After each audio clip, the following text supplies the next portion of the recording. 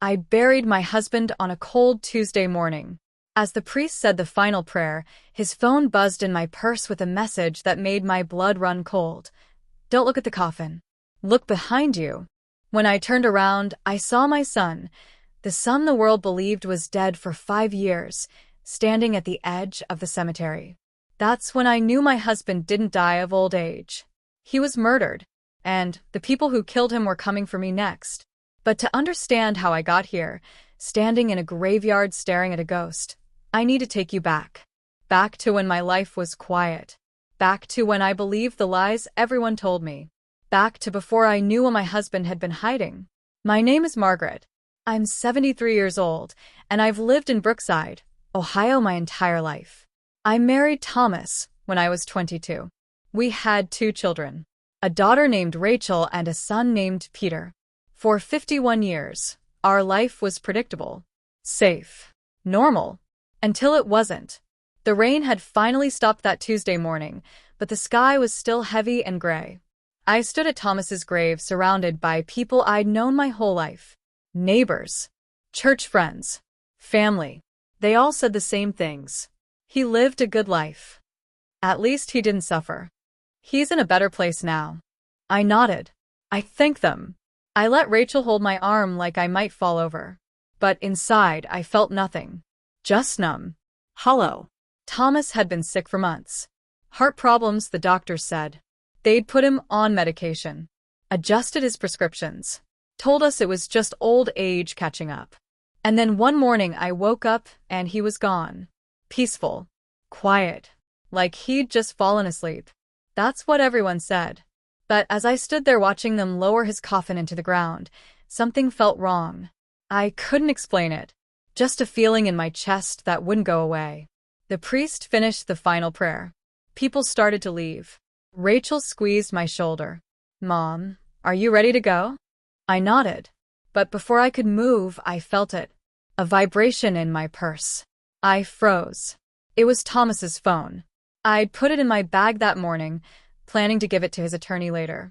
I hadn't even thought about it until now. I pulled it out slowly, my hands shaking. The message on the screen made my heart stop. Don't look at the coffin. Look behind you. I stood there staring at those words, trying to make sense of them. Who would send this? Why now? Rachel's voice cut through the fog. Mom? What's wrong? I didn't answer. I couldn't. Slowly, I turned around. Across the cemetery, near the line of trees at the edge of the property, a man stood under a black umbrella.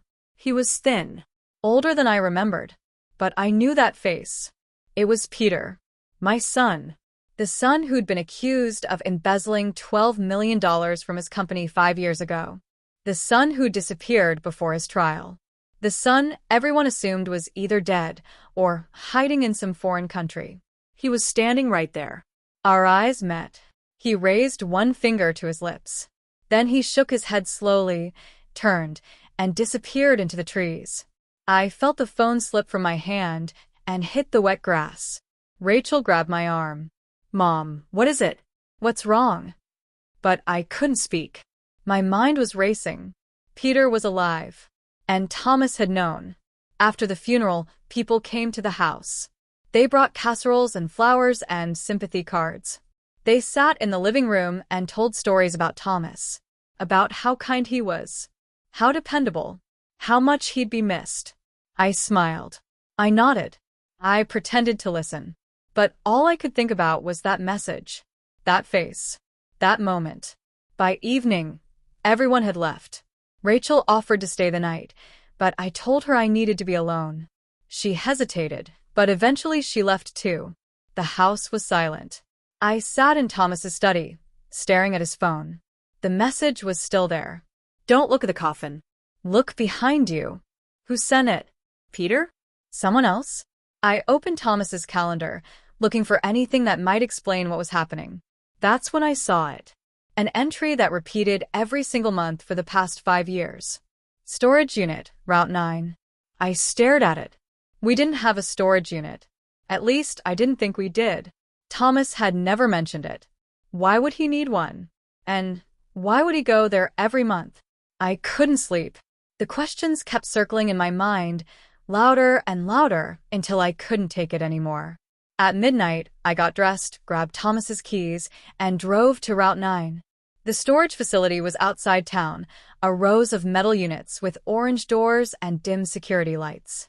I found a number from Thomas's phone and stood in front of Unit 47. My hands were shaking as I unlocked it. Inside, the air smelled like dust and cardboard. I turned on the light. Boxes. Dozens of them. All labeled in Thomas's handwriting. Evidence. Peter's case. My breath caught. I opened the first box. Files. Printed emails. Financial records. Photographs. Everything organized, labeled, dated. There were notes in Thomas's handwriting. Names I didn't recognize. Companies I'd never heard of. And on the very top, a letter addressed to me. I unfolded it with trembling hands. Margaret, if you're reading this, it means I ran out of time. Peter didn't steal anything.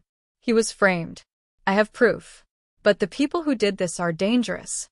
If they know you have this, they will come for you. Trust no one. Finish what I started. I love you, Thomas.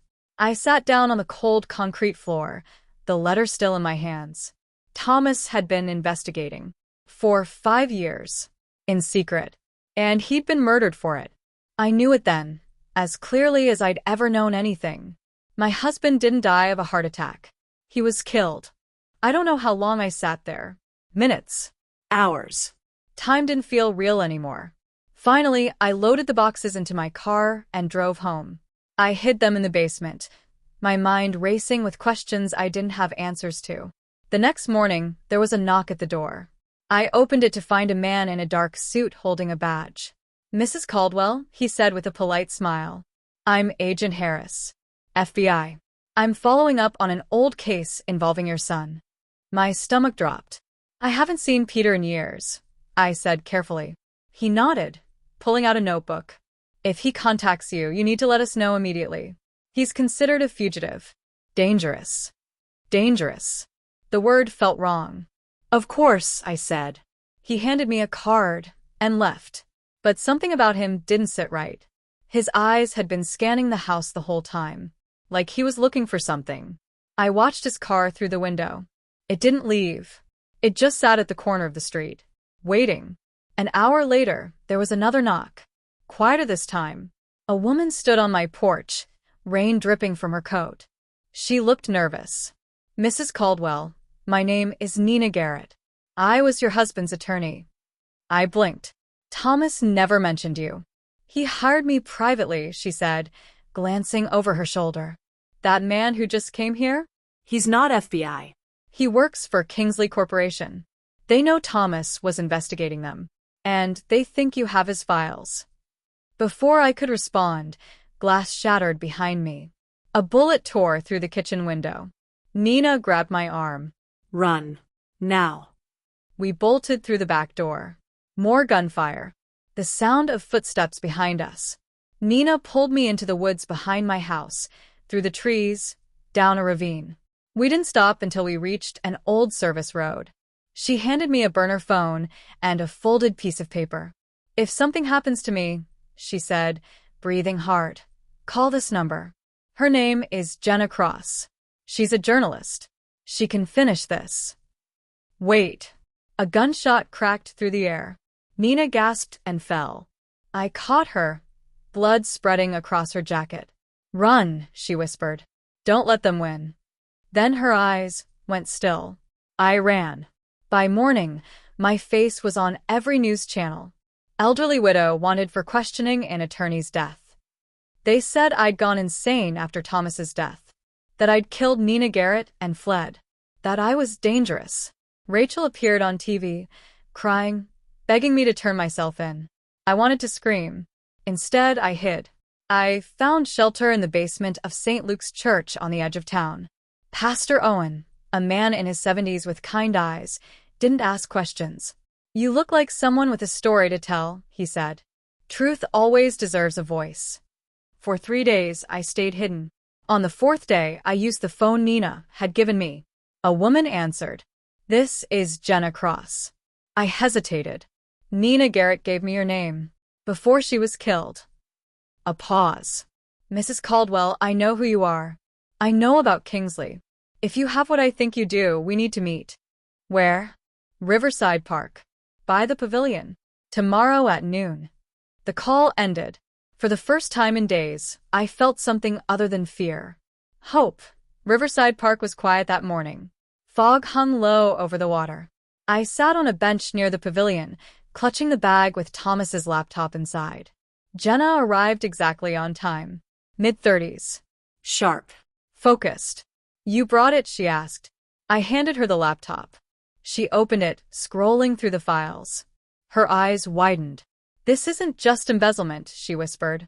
This ties Kingsley's CEO to city officials, judges, contractors. This is massive. Before I could respond, a man walked past us. Then again. Too slow. Too deliberate. Jenna's voice dropped. We're being watched. She took the laptop and left through the east entrance. I went west. But when I reached the parking lot, a black van blocked my path. Two men stepped out. I turned and ran. I made it back to St. Luke's. Barely. Pastor Owen was waiting. Did you find what you needed? He asked. I found enough, I said. But it's not over. He studied me for a long moment. Then make it impossible for them to silence you. His words stayed with me all night. By morning, I knew what I had to do. If they wanted me hidden, I'd make myself seen. If they wanted my voice gone, I'd speak louder. I was going to tell the world everything. Pastor Owen made calls. Within hours, the church basement was filled with reporters, cameras, microphones. I stood behind a wooden podium, holding the flash drive Jenna had left for me. I wasn't shaking anymore. My name is Margaret Caldwell. I began. 5 days ago, I buried my husband. The next day, I found proof that his death wasn't an accident. The room went silent. I told them everything. About Peter. About Kingsley Corporation. About the money laundering. The bribes. The murders. Then the doors burst open. Agent Harris, the fake FBI agent, stormed in. This ends now, Mrs. Caldwell. But before he could reach me, real federal agents flooded the room. Marcus Harris, you're under arrest. The cameras captured everything. Within a week, the headlines told the story. Kingsley Corporation executives arrested in corruption scandal.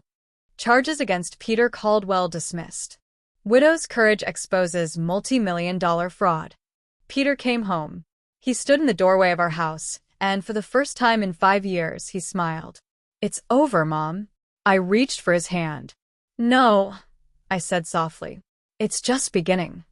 Now, months later, the house feels alive again. Rachel visits with her kids. Peter works with a nonprofit investigating corporate fraud. Every morning, I visit Thomas's grave and tell him everything. You were right, Thomas, I whisper.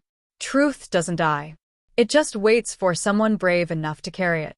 When I walk back inside, the house no longer feels haunted. It feels like home,